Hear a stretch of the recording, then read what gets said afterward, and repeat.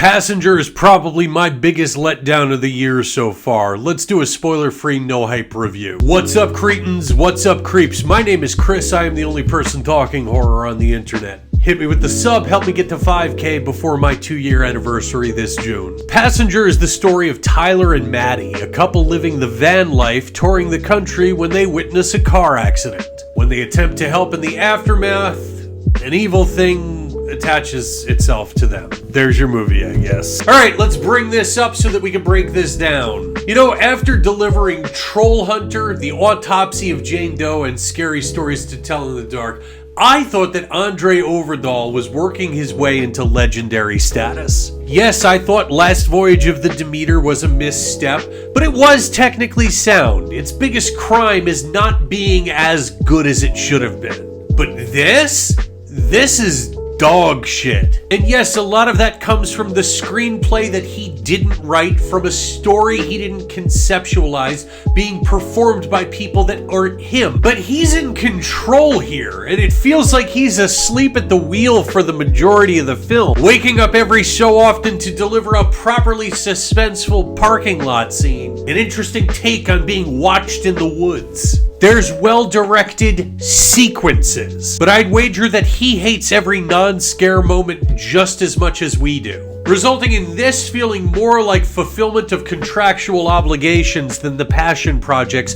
that his earlier output felt like. It's probably a 5 that has brief moments of brilliance. I guess we can go to 7 out of 15, but Overdahl's contributions to the film are definitely no better than that. I feel bad for the cast. Leads Jacob Scipio and Lou Lubell have no chemistry, and I feel like they in real life have zero knowledge of van life. They feel completely miscast and wholly uninterested, both individually and as a tandem. Oscar winner Melissa Leo shows up for some reason in a minor role. I assume she's working on that "you're paying me for this, right?" kind of deal. But her actually trying here makes her feel like she's overacting. It's all off balance and feels closer to a Tubi original than a national theatrical release. 5 out of 15. The screenplay is awful. And it's not just that it's trite, simple, and predictable. You can pull off a road trip stalker slasher that's all of those things and still good. But in order for that to work,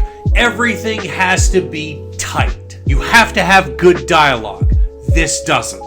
The majority of the things said by the characters are either reactionary or responsive, or in the case of Melissa Leo's character, exposition dumping. She knows everything about everything in great detail, but doesn't say shit unless she's explicitly asked. You have to have compelling characters. This doesn't. You are supposed to like the main characters in Passenger because you're supposed to like the main characters. They try to make them feel real or relatable or whatever by giving them a love for like Bob Ross and thrifting. But they're so heavy-handed at trying to make them different in like a 2005 Williamsburg hipster kind of way. Like they really expect you to be like, oh my god, these people are in their 20s and his favorite movie is Roman Holiday? That's a black and white movie. How quaint and idiosyncratic.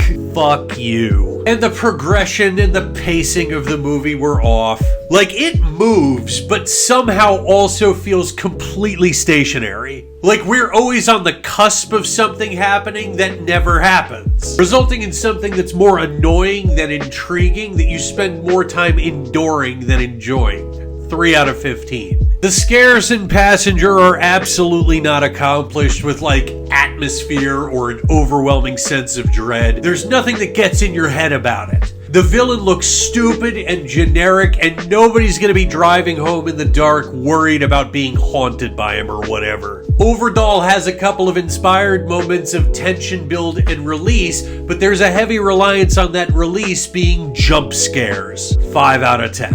I don't think that there was anything particularly good or bad about the aesthetic of Passenger. It looks and sounds like a wide-release studio horror film. Nothing special, nothing offensive, middle of the road, 5 out of 10.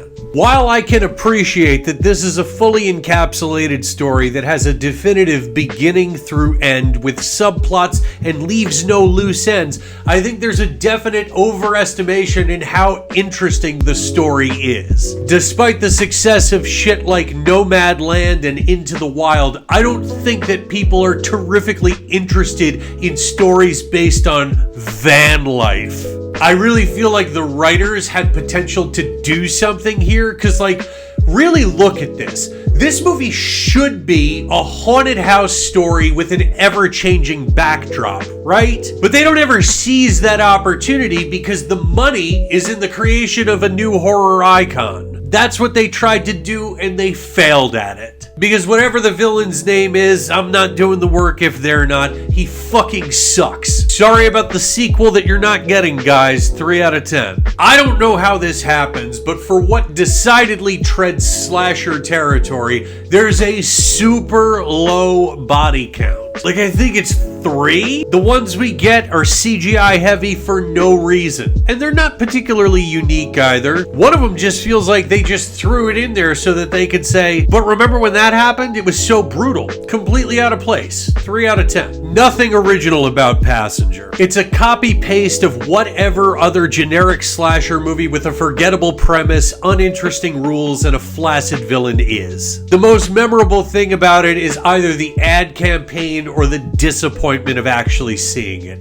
2 out of 5. I don't have any need to rewatch Passenger. I would advise against you wasting your time, especially in a year this good, but it's not unwatchable. There's moments that are better than they should be given how the remainder of the film is. I will be generous and throw it a 2 out of 5 for rewatchability. My level of enjoyment was low.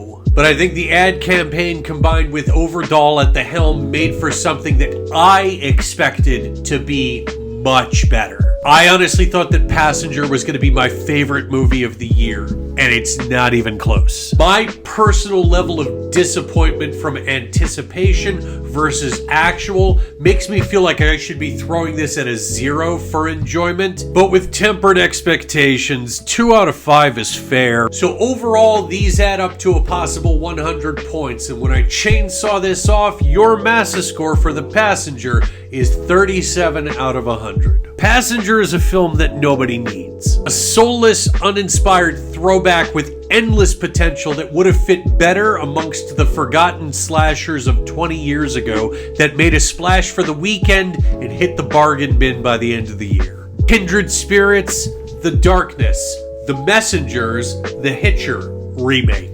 That's all I got for you, cretins. That's going to do it for today, creeps. Do all these things. Let me know if you saw The Passenger and what you thought of it right over here. And as always, this is all just a matter of opinion. See it yourself, make your own decisions, remain critical, support horror.